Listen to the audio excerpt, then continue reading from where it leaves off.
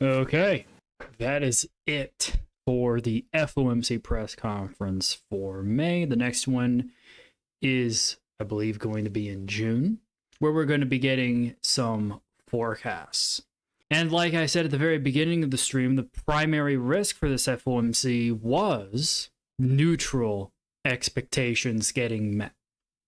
At the beginning of the stream, we had the press release, we had the initial rate decision come out, and that initial rate decision did come out neutral, flat, and we saw a nice risk-off move. That was really smart that we identified that risk going into ahead of the FOMC. Not a whole lot of commentators were looking at that, so I'm actually quite proud of identifying that risk.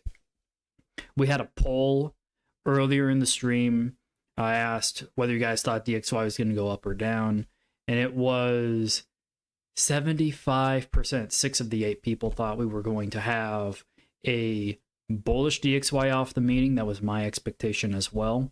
But to you 2 people of the 8 who expected a bearish dollar, hats off to you guys, because you nailed it. I'd love to read your commentary on why you had that expectation going into it.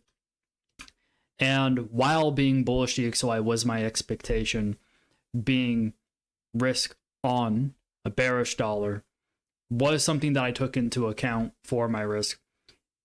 And so far, all my trades are sitting hunky-dory because I took that risk into account. When it comes down to how I interpret this press conference so far, I think he was pretty much flat out neutral. You can interpret this as a little hawkish or a little dovish, depending on which segment of the economy, which segment of the Fed's policy you're interpreting. So this is really going to be quite choppy. I really look forward to reading the outlooks that come out over the next 24 to 48 hours here on the interpretations from different institutions for this event. It'll be quite interesting. As far as my expectations going forward here, I do expect the dollar to recover. I don't think that this was enough of a significantly neutral change. Everything came in essentially at consensus, which was the more hawkish leaning aspect of things. So I expect the US dollar to make a full recovery from here and continue going higher into the first half of May here.